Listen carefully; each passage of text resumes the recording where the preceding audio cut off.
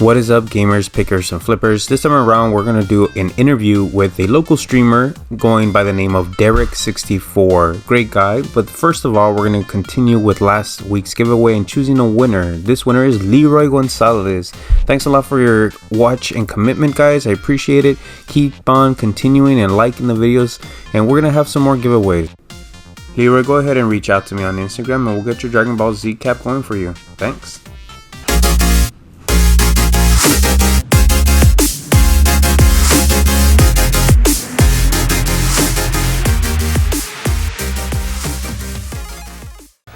So, Derek64, man, how's it going, bro? It's going, man. It's going. Nice to finally meet you, Flip. Appreciate nice it. to meet you too, my friend. I mean, this is great to actually get to know someone like a streamer, someone has a lot of followers, a lot of subs, does his own take on videos and games and everything, man. I just really like what you do.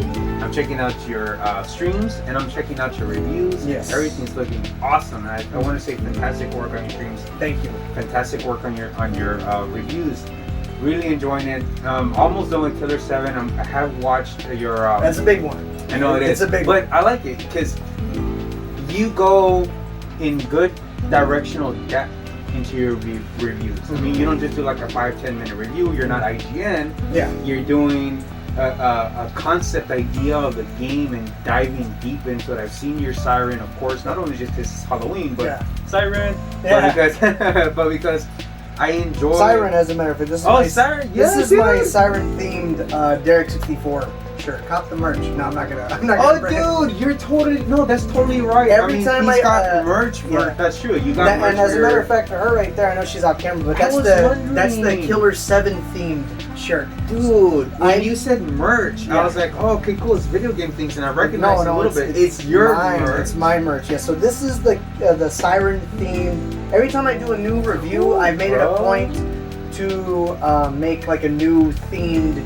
Derek64 shirt based off of that review. So this is and I do it all myself, of course. Cool. So this is my Siren theme shirt, and then I have just like a basic one, but I'll link your merch. Yeah, if you want, you got 900 subs, and I got, as of right now, as of today, 61, which makes me feel like there are 1,000. I remember when I was there, man. I remember when I was there, dude. I mean, that, of course. I mean, I will send them your way, and I'll probably even get one myself to do. Yeah, man. Yeah, I've really been pushing your stuff, man. Yeah. Thank you. I'm at 950, and you know, when you get to higher numbers, it fluctuates a little bit, but we haven't gone under 950, so let's get you 1,000. I'm really hoping to get 1,000 before the end of the year. As of the recording, it's Halloween, so we got 60 days, man. Woo! 60 days, really trying to get you, man. Let's get you up really there, hoping, bro. man. And then also too, a lot of my followers have said, you know, like.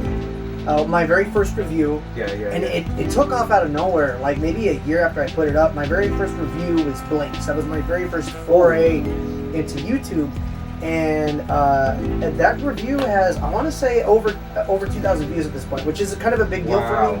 Wow. Because and like it was like sitting at like 200 for a while within that first year, and then all of a sudden just it started getting views and views and views, which for like maybe like 20, 50 here and there. Yeah. And it was on the rise, and then before you know it, it was over 1,000, and at this point it's over 2,000.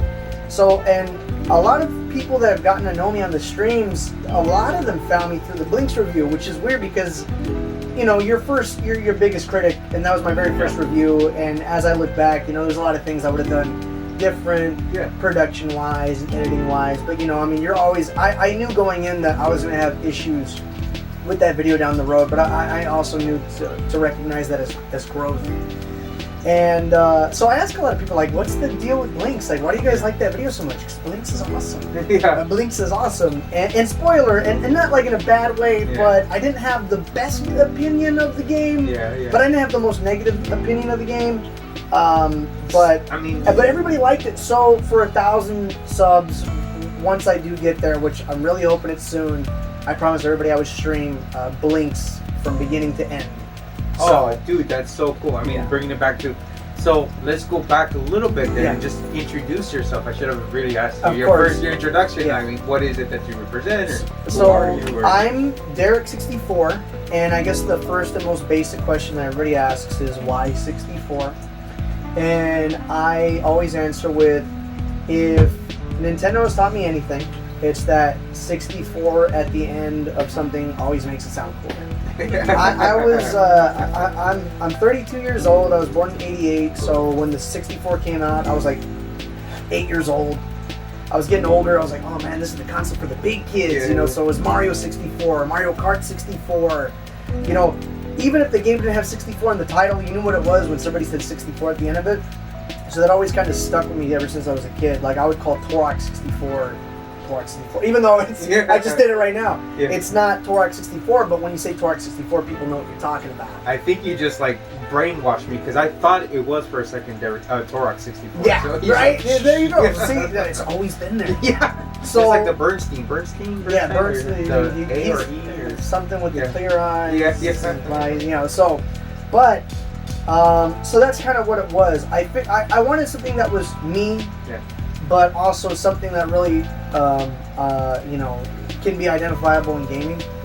And I figured a good clash of the two, a good blend of the two would be my name and 64. I really think it's interchangeable. Even some of my subscribers have kind of adopted that moniker, which is really flattering, and it's very humbling. Like, you know, one of my guys that's been watching for a while who, you know, I've since made a moderator on my channel during streams and stuff. You know, he changed his name from way back when he first saw my channel was Chucky Killer Doll to his name plus 64 as well. So name drop. Wow. His name is now Darian64 on his channel. Hi, Darian64. There you go.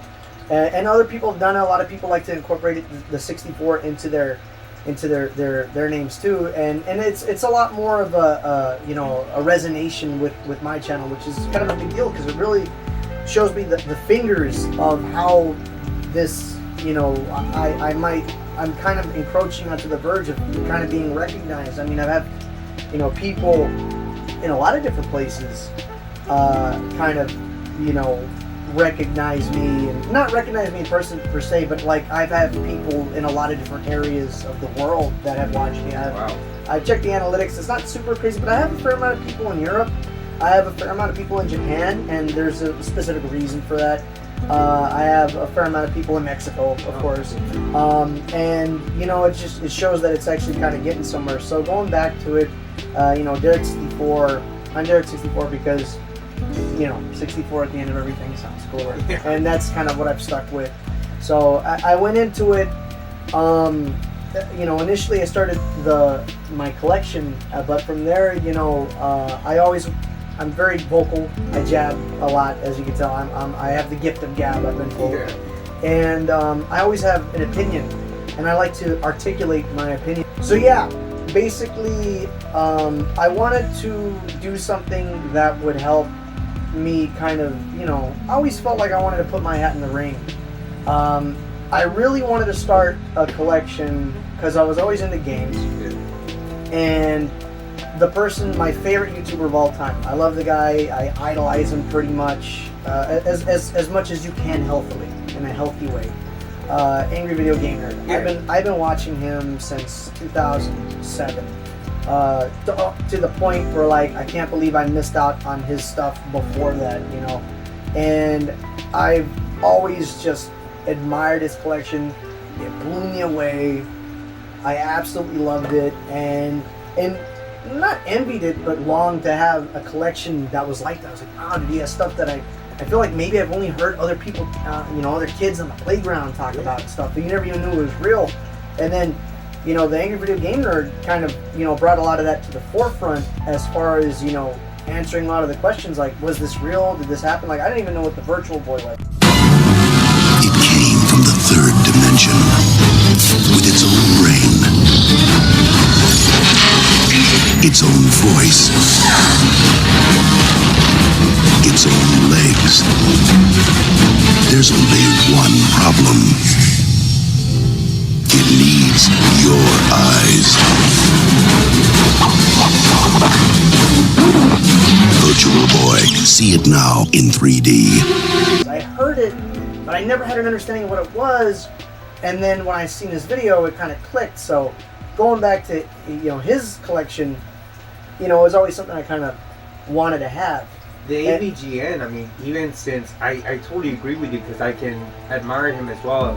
Growing up, I remember seeing ScrewAttack.com, and kind of, jumping onto his website and looking at what his collection was and how he articulated his opinion, and it wasn't always about, oh, this is the best game. Yeah.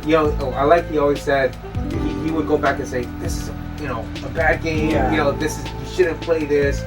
And then I recently saw that he basically built a blockbuster in his house, in his own room, which was also great, man. So, and it was super crazy just seeing that. And it was a little while after me and my wife had moved in together. I remember showing her the Angry Video Game Nerd for the first time, and I remember just telling her, man, I wish I had a collection like that. And it was just so weird, that she said it, like it never kind of hit me like that. And she just said, well, why don't you? And it really made me kind of reflect. Like, you know what? Why don't I have a collection like that? Kudos. I could have a collection like that. So I started collecting. And I started actually, looking, okay, what can I get? What can I have? What did I have when I was a kid that I don't have anymore? I think that's what a lot of people do. And started getting stuff here and there. And I like to go into that in more detail, a little down the road. As far as getting into reviews, it was probably a little, not even a year after I actually started collecting, like in a serious type of avenue. The Angry Video Game Nerd was kind of radio silent for a long time back in like 2010, 2011, 2012, and a lot of that was, I think, because they were taking steps to make the movie. That's when his wingman, Mike Matei, was on his channel a lot. Yeah, I wonder, he entered the ring at one point, and I was like, what happened here? So at the time, I was like, man, there's nobody else to watch. Like, I got nobody else to watch. Like, so I'm over here really scrounging to find somebody else that has some competent content that they actually care about, the type of video. You don't have to agree with it, but I can respect the amount of work that they get across to the point where, again, I can respect the individual and how much work they put in as opposed to just, again, camera phone or whatever. Yeah. So clamps. I had clamps, rubber bands, clamps. So I came across another YouTuber who he was still small at the time. He was still small. He had maybe 5 digits. So maybe around 50,000. Comparatively now he has millions, but I came across JonTron. Oh, JonTron. Yeah. Oh, yeah. And that was back in like late 2011. This is before Game Grumps, before he took off with Game Grumps. This is before, the whole move to New York. This is before Banjo-Kazooie Nuts and Bolts, which I think was his big, one of his big, his big videos. I started, I think the very first video of his I watched was his Joe and Mac review. And then it was on the Super Nintendo, So it was Joe and Mac, and then Congo's Caper. And I think the big deal with it too was Congo's Caper was a game that I would rent all the time as a kid, and I never knew what the name of the game was called. And I loved that game.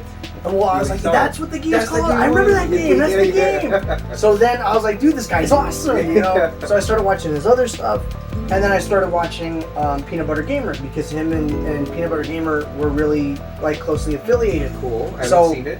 He's another guy very much, at least originally in the same vein of JonTron, but does a lot of cool scripted, edited, worked on reviews. Nice. So AVGN was the spur that made me want to collect, and JonTron was the spur that made me say, you know what, I want to do this too. I want to make reviews too. So I started like, okay, what do I need? I gotta get this, I gotta get that, I gotta get a new computer, I gotta get a capture card, I gotta get it was a lot at first. I gotta learn how to edit. I don't even know how to edit. Yeah. So it was a lot of stuff. So back in the day they had lynda.com. It's not lynda.com anymore. It's, they have like Skillshare and stuff. Lynda.com is now like owned by LinkedIn. Oh, okay. So, but basically it was classes, and then I also had what else was it? There's some other courses, I forget the name. If I remember, I'll tell you. But I watched a lot of courses. Excuse me, that I had on, you know, that I found channels on and stuff. I have a really close friend who sent me in the right direction to find channels. So originally, I bootlegged a copy of Adobe Premiere Pro. Originally, because Adobe Premiere Pro CS6 was expensive. Yeah. And I was like, I don't want to spend like $1,000 on a pro. Wow, that expensive? It's pricey. And I was like, man, I don't. And then I remember sweating. I told my same friend, I was like, you think you're gonna get me? Am I gonna have a SWAT team? He's like, look, are you selling it to other people? I was like, no. He's like, don't worry about it. They know people do it, but if you're over here distributing, that's another story. Yeah. But legalities aside, I did end up learning, and I'm glad, you know, because the stress of having to have bought that along with getting a new computer and getting the equipment, graphics cards, mics and mic stands and all that stuff. I went and a mixer and all that jazz, you know. So I was out of work in 2012 for a good long time, and you know, it wasn't the best situation, but to make the most of it, I was learning a lot on how to edit. I tried doing like a little unboxing video just in-house. And then when I finally got a handle on how to do the stuff that JonTron does, that's where my brain was like, how do you make the stuff go on the screen and do all this and that, you know? Once I learned that, I was like, okay, what video am I going to do first? I remember thinking about that. When I ended up getting a job and I started working in 2013, I was like, what am I going to do first? And then I decided, you know what? I think Blinks. Blinks should be like a game. I had just gotten it too. I was like, people should know who Blinks is. Blinks was the guy before Master Chief. Everybody likes the OG Xbox. I think I might hit a stride there, which I did kind of technically eventually, not right away, but I remember even then when I was getting the video ready, it was longer than 10 minutes, and that was before you can actually upload videos that were longer than 10 minutes. You couldn't do it before longer than 10 minutes. So I looked up like, how do you upload videos longer than 10 minutes? And then there was a thing like, oh, if you validate your information with Google or something, which it took like 5 minutes. I was like, oh, okay, I can upload something longer than 10, 15 minutes now. Cool. Because my Blinks review was like 16 minutes. As a matter of fact, my first review is like in standard definition, 4:3, just because at the time I didn't know to set the settings for the video editor to start the actual editing process in high def. So all my original footage is actually in HD, but it didn't. Then this have some learning. I mean, you pay into it by doing fumbles and whatnot. I myself have that. We were talking earlier about the vertical view versus horizontal. And I have a couple of shots like that. So, I mean, there's a lot of learning, and there's a learning curve that comes into streaming or being on YouTube or being a content creator. Join us next time to continue the conversation that we're having with Derek64 on how to be a streamer and the barriers behind it. Alright, Pick Flippers, we'll see you next time.